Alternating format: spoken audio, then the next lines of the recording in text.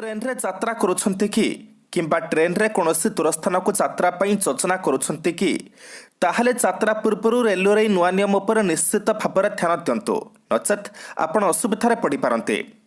Train रे यात्रा करुथिबा यात्रींक पई भारतीय रेल विभाग नुआ नियम आनिछे। जो माने राति ट्रेन रे यात्रा करुछन्ति सेमानक पई IRCTC Indian railway catering and tourism corporation नुआ नियम घोषणा करिछे। राति ट्रेन रे यात्रा बेले शोथुवा यात्रींक पई सरकार नुआ नियम आनिछन्ति। जदि आपण ए नियम को न मानती तेबे हुएत आपण बहुत बड़ असुविधार पड़ पारते। गत वर्ष रेलवे पक्षरु नूतन निर्देशावली जारी करा जायथिला। एथिरे ट्रैवल टिकट एग्जामिनर अर्थात टीटीई राति 10टा पर यात्रींक ट्रेन टिकट चेक करि परिबे नाही। जो माने राति 10टा पर ट्रेन रे यात्रा करुछन्ति एई नियम सेमानक पई लागू हेबो। मॉडल बर्थर यात्री माने सेमानकर बर्थरे सोई परिबे। राति 10टा ठारू सकाळ 6टा पर्यंत केही तांकु हैराण करि परिबे नाही। जदि कोनोसी यात्री ट्रेन रे सीट न पाते ताहले टीटी सेमानकु सीट उपलब्ध कराइबे। 1 घंटा किंबा 2टी स्टेशन अतिक्रम कला पर टीटी सेमानक सीट उपलब्ध कराइबे।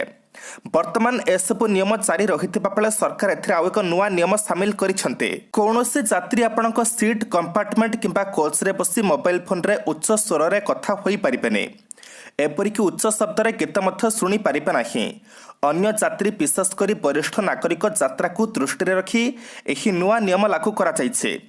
यात्रा समय अनेक यात्री सेमानक सीट रे बसी मोबाइल फोन रे उच्च स्वर रे कथा हेबा सह उच्च शब्द रे गीत शुणुथिबा नै अभियोग होइछे। एपरिक रेलवे स्टाफ माने मध्य एभली करुथिबा नै अभियोग होइछे। फଳରେ एथि जोगु अन्य यात्रींक असुविधा होउछे। सूचना था कि राति 10टा पर किसी यात्री लाइट को ऑन कर रखा सह अन्य मानक असुविधा पकाउथिबा अभियोग होइछे। तेणु एसबु को दृष्टि रखी रेलवे पक्षरु नुआ नियम लागू करा जायछे। जदि कोनोसी यात्री नियम को न मानती ताहले सेमानक विरोध में कड़ा कार्यानुष्ठान ग्रहण कराजिबो। राति यात्रा समय यात्री माने हेडफोन व्यवहार करी कथा हेबे किंबा गीत शुणिबा पई परामर्श दिया जायछे।